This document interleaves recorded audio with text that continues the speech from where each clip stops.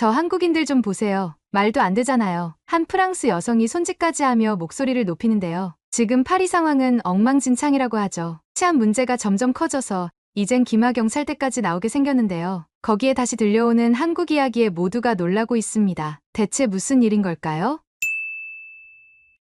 안녕하세요. 저는 프랑스에서 퍼스널 트레이너로 일하는 엘로디 메르시에라고 합니다. 파리올림픽을 보니까 옛날 생각도 나서 글을 써봅니다. 저는 학창시절 테니스 클럽을 다녔는데요. 거기서 테니스를 배우며 여러 작은 대회를 나가곤 했어요. 테니스가 단순히 세게 공을 치는 것 이상으로 머리를 잘 써야 하거든요. 상대의 약점도 파악하고 다양한 기술도 익히며 빠른 반사신경과 체력도 중요하죠. 막상 하면 그만한 스포츠도 없답니다. 욕심 같아서는 테니스 선수가 되고 싶었지만 그게 힘들다는 것을 저 스스로도 알고 있었어요. 대신 저는 트레이너가 되기 위한 공부를 했고 지금은 많은 사람들의 건강한 삶을 돕는 일을 하고 있죠. 과거 운동을 했던 경험이 있다 보니 올림픽이 열리면 항상 관심이 가는데요. 그중에서 저는 가장 신기한 게 있었어요. 바로 양궁인데요. 학생 때 테니스를 해서 그런지 몰라도 저는 얌전히 한자리에 서서 집중하는 걸 잘 못하거든요. 그보다는 활동적인 운동을 더 선호하죠. 그런데 양궁에서 정말 말도 안 되는 성적을 보여주는 나라가 있잖아요. 한국 선수들을 보면 사람이 아니라 기계인가? 그런 생각이 들 정도로 10점에 탁탁탁 꽂아넣는데 보면 볼수록 감탄밖에 안 나와요. 심지어 바람까지 계산해서 쏘는 걸 보면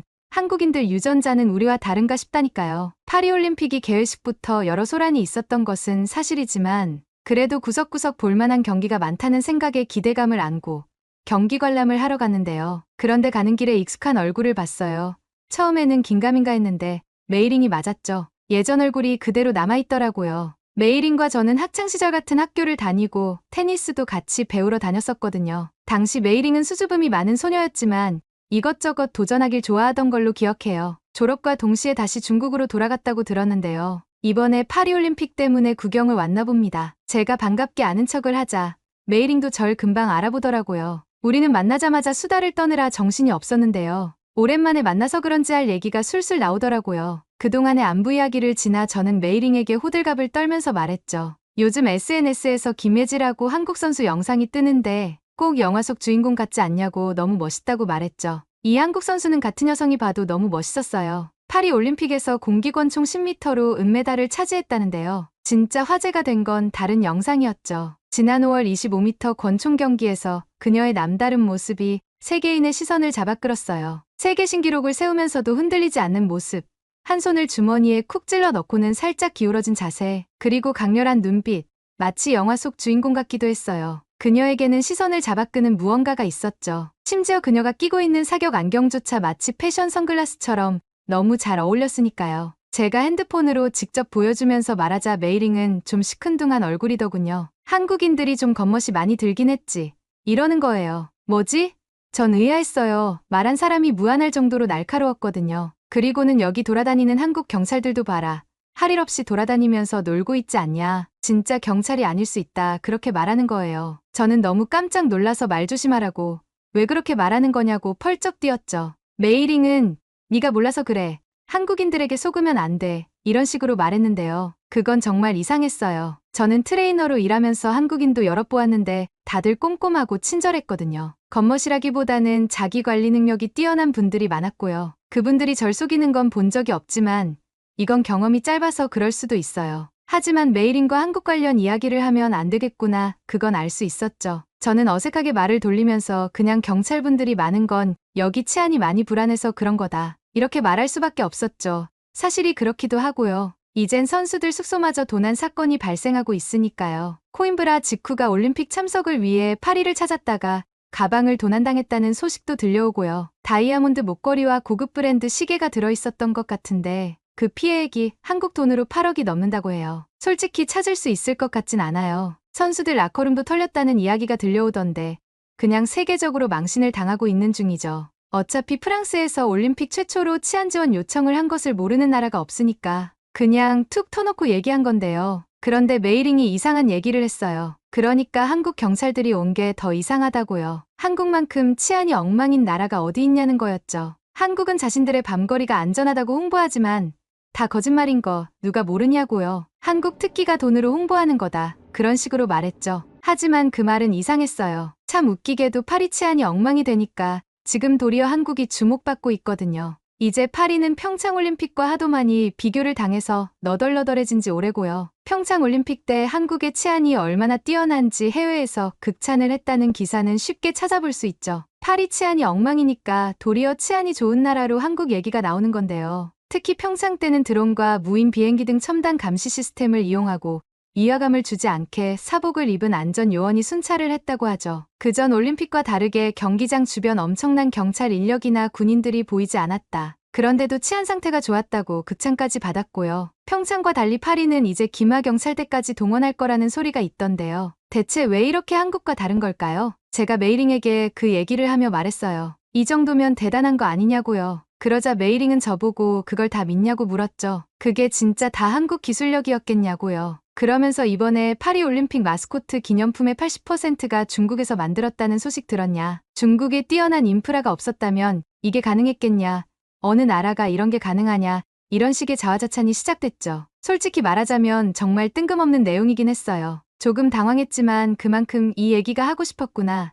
이해하려고 했죠. 그런데도 제가 기억하는 친구와 많이 달라져서 좀 낯설더라고요. 저는 펜싱 경기장이 보이자마자 허겁지겁 뛰어들어갔습니다. 다행히 메이링은 다른 곳으로 가더라고요. 경기장 안에 들어가니까 벌써부터 모인 사람들이 너무 많았어요. 저는 경기 시작도 안 했는데 가슴이 터질 것 같아서 어쩔 줄 몰랐죠. 올림픽 경기를 코앞에서 생생하게 본다니까 너무 들떴거든요. 특히 프랑스는 펜싱 종주국이잖아요. 기대가 안 될 수가 없거든요. 경기 초반 프랑스가 승기를 잡는 게 보였어요. 다들 난리가 났죠. 그런데 2라운드를 들어서면서 한국의 역전을 당하는데 슬슬 분위기가 이상해졌죠. 3라운드에서는 볼라데아 PT 선수가 비디오 판독을 요청해놓고도 결과를 인정하지 못해 계속 심판에게 항의하는 일이 벌어졌어요. 이후에도 이런 일이 반복되었는데요. 심판에게 항의를 하는 부분은 어떻게 포장도 못하겠네요. 심판에게 끊임없이 항의하며 조롱까지 하는 게 프랑스 선수라니. 거기에 경기장이 떠나가라 야유하던 프랑스 관중들의 모습은 마치 떼쓰는 어린애 같더군요. 정말 수치스러웠어요. 몇몇 사람들은 온몸이 붉게 달아올라서는 진심으로 화를 내는 이들도 있었어요. 특히 한국 선수를 가리키면서 뭔가 꼼수를 쓴 게 분명하다고 프랑스 선수들을 향해 더 항의하라고 악을 쓰는 소리가 들렸죠. 아니 꼼수라뇨. 아무리 프랑스가 이기길 바래도 그런 말은 하면 안 되죠. 모두 나라를 대표해서 나온 선수들인거려. 거기다 이 경기장에 저희만 있는 게 아니잖아요. 인원은 적지만 한국 분들도 보였거든요. 태극기가 보였으니까요. 나중에 보니까 이런 프랑스의 수치스러운 모습이 전 세계에 생중계됐더군요. 전 세계의 프랑스 시민들의 민낯을 그대로 보여준 거죠. 상대에 대한 존중은 없고 이기심만 가득 찬 행동이잖아요. 이 모습을 보고 누가 프랑스를 선진국이라고 하겠나요? 프랑스도 바닥까지 떨어졌구나. 조롱이나 안 당하면 다행이게요. 차라리 그 자리에서 끝까지 경기에만 집중하던 한국 선수들이 더 빛나는 자리였죠. 경기장을 나서는데 그때까지도 씩씩거리는 프랑스 관중들이 많았어요. 주변에 한국인이 안 보인다 싶으면 더 그랬죠. 어떻게 한국에게 지냐고 어린애처럼 투덜거리는데 솔직히 전 경기를 보았다면 한국의 실력이 보통이 아님을 알 수 있잖아요. 오상욱 선수가 있었는거려. 그때 프랑스 관중들은 결과를 인정하지 못하고 떼를 쓰는 어린아이와 다름없는 모습이었죠. 이 부분에서 한국 선수에게 미안하기도 하지만 또 다른 부분에서 많은 생각을 하게 된 게 이번에 1.04로 유명해진 마다에 선수가 있지 않나요? 그 선수를 보면서 동시에 우리 프랑스가 너무 비교가 되더라고요. 그날 양궁 경기장에 단출한 복장을 한 선수가 올라왔는데요. 옷도 그냥 민무늬 티셔츠에 불과했고 가슴 보호대도 없었죠. 하지만 주변은 신경 쓰지 않고 꿋꿋하게 경기에 임하더군요. 그 선수가 쐈던 1점짜리 화살은 당시에는 이게 무슨 일인가 했어요. 올림픽 경기에서는 볼 수 없는 모습이니까요. 하지만 나중에 보니까 그는 정말 대단한 열정을 가진 선수더군요. 그저 활을 쏘고 싶어서 직접 장비를 만들면서까지 연습했다고 하죠. 유튜브로 한국 양궁 선수들의 영상을 보면서 독학했다고 하니 그 열정에 감탄이 나올 뿐이에요. 더 대단한 건 한국 국민들이에요. 많은 한국인들이 그의 SNS로 찾아가서 응원 댓글을 달고 있더라고요. 누군가는 1점을 쏜 것에 비웃을 수도 있었어요. 심판의 판정에도 끊임없이 항의하며 관중들까지 야유를 쏟아낸 프랑스를 보세요. 저도 프랑스가 이 정도까지 하리라고는 상상도 못했지만 진짜 그런 모습을 보여주더라고요. 다시 생각해도 부끄러워서 화가 나네요. 그러니 한국 국민들이 보여준 모습은 보통이 아닌 거죠. 아마 한국인이 아니었다면 그에게 조롱글을 쓸어가는 사람들도 있었을 겁니다. 하지만 한국인은 한결같이 그의 열정에 박수를 보내며 응원을 했죠. 저는 펜싱 경기에서 보았던 프랑스 관중들과 마다의 선수를 응원하는 한국인들을 보면서 이 둘의 차이가 현실이구나. 내가 당연하게 생각했던 매너와 상식을 당연하게 생각하지 말아야겠구나 깨달았죠. 나중에 한국 관중들이 프랑스 선수에게 야유를 보내도 우리가 무슨 말을 할 수 있겠어요? 그런데 제 생각에는 한국 관중들은 그때도 야유가 아니라 응원을 하고 있을 것 같아요. 서로 좋은 경기를 펼친다면 그걸로 박수를 보내줄 사람들 같습니다. 정말 반성해야 할 일이네요. 사실 저는 파리올림픽을 보면서 가장 충격받은 건 이번 관중들 야유가 아니었어요. 제게 가장 큰 충격은 바로 선수들 식단이었죠. 여긴 프랑스잖아요. 프랑스가 음식에 대한 자존심이 굉장하거든요. 평창 올림픽이 사상 최초로 음식, 숙소 관련 민원이 없었던 올림픽으로 유명하잖아요. 그걸 기억하고 있었기 때문에 세계인들 우리 프랑스 음식 맛 좀 봐라.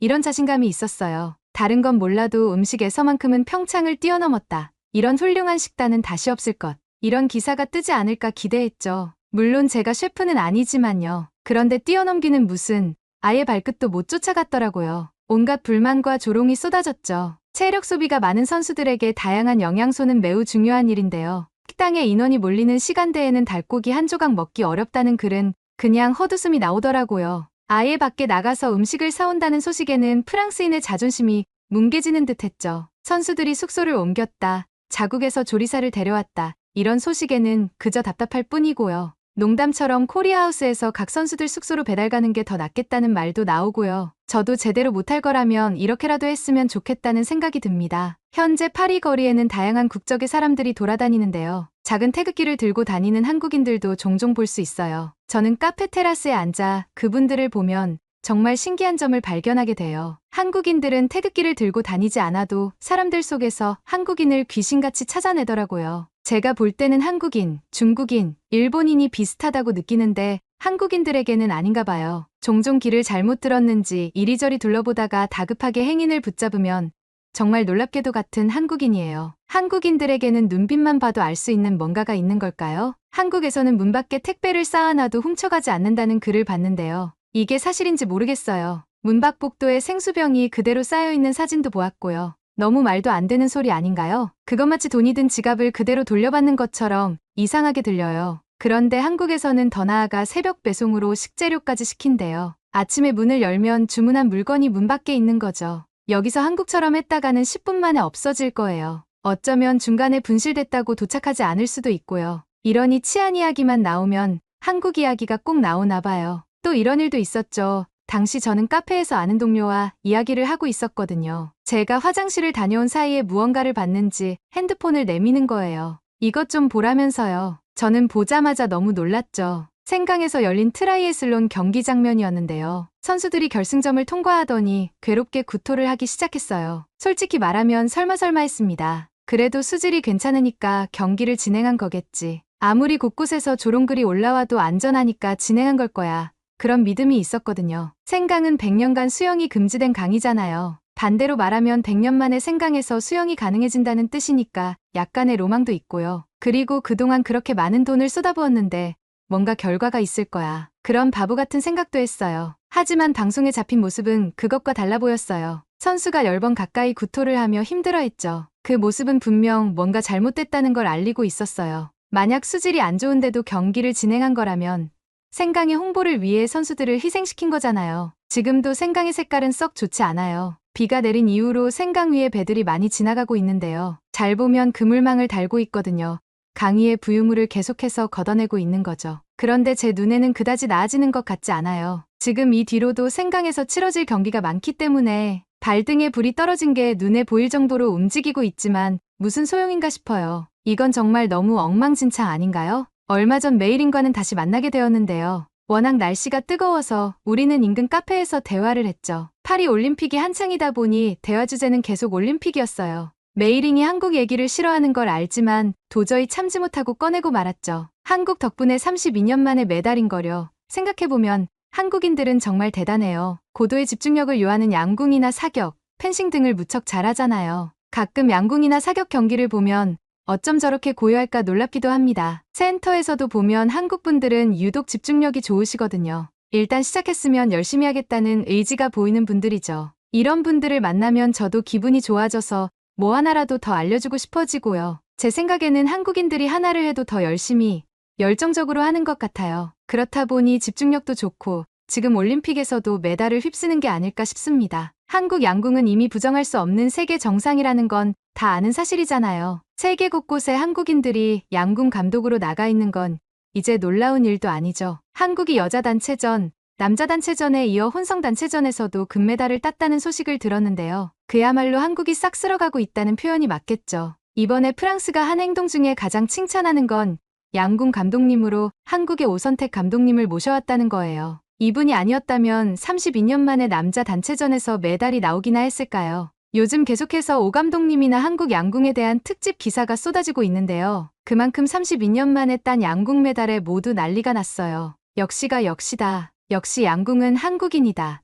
이러고 있죠. 양궁은 한국인이 최고니까 배울 때도 한국인에게 배워야 한다고 말이에요. 이제 양궁은 한국이 세계의 기준인 것 같아요. 그 실력이나 훈련 방법까지도요. 저희가 한국의 오 감독님을 모셔오지 않았다면 이런 성적은 내기 어려웠겠죠. 여기까지 한참 떠들었을 때 솔직히 저는 아차했어요. 이번에 프랑스가 거둔 양궁 성적을 보면서 얼마나 떠들고 싶었던지 저 혼자 실컷 말해버렸거든요. 하필 메이링이 싫어하는 한국 얘기만 잔뜩 했죠. 지금도 왜 그런지는 모르겠어요. 아무튼 메이링은 한국 얘기를 계속 싫어하더라고요. 프랑스와 한국의 펜싱 경기에서도 프랑스 선수를 지적하는 게 아니라 한국 선수가 당당한 게 이상하다. 뭔가 있다. 이런 식으로 불편한 감정을 드러냈거든요. 그런 메이링이 이번에는 아무 말도 안 하고 있는 거죠. 이번에는 괜찮은 건가? 의아했는데요. 제가 물어보자 메이링은 중국 양궁 감독님도 한국인이라고 말하는 거예요. 깊게 한숨을 쉬더니 한국 양궁이 세계에서 최고라는 걸 누가 부정할 수 있겠냐고 말했죠. 그 대답을 듣는데 정말 신기하더라고요. 이건 메이링도 인정하는구나 싶기도 하고요. 이후에 몇 가지를 더 찾아보니까 한국 양궁은 공정성을 지키기 위해 정말 철저하게 노력하더라고요. 단체 안에는 파벌이 생기기 마련이잖아요. 하물며 학교나 직장에서도 내가 좀 더 친한 사람들과 어울리게 되니까요. 그런데 한국 양궁에서는 그런 파벌이 공정성을 해치지 않게 아예 철저하게 경쟁해서 성적으로만 뽑더라고요. 아무리 경력이 많아도 예외 없이 똑같이 경쟁을 하는 거죠. 거기에 훈련용 슈팅 로봇도 있다는데 솔직히 로봇과 사람이 경쟁해서 훈련할 거라고는 누가 생각할 수 있었겠어요? 그런데 한국은 그렇게 훈련을 한다더라고요. 그러니 당연히 한국을 이길 수 없죠. 소음 훈련은 물론이고 파리올림픽 양궁장과 환경이 비슷한 곳에서 바람 적응 훈련까지 했다고 하죠.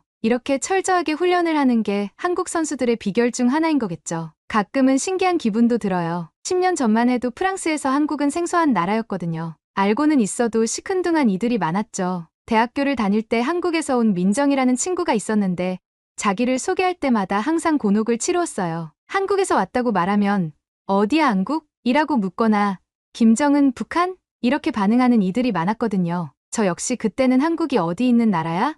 이랬고요. 그때마다 민정은 자기는 북한이 아닌 남한이라고 다시 설명을 해야 했죠. 그렇게 말해도 관심을 갖지 않는 이들도 많았고요. 그런데 지금은 한국을 모르는 사람들이 없잖아요. 심지어 개회식에서 한국이 북한으로 잘못 불렸을 때 바로 알아챌 정도였으니까요. 북한이 아니라 한국이잖아. 이게 어떻게 된 일이야?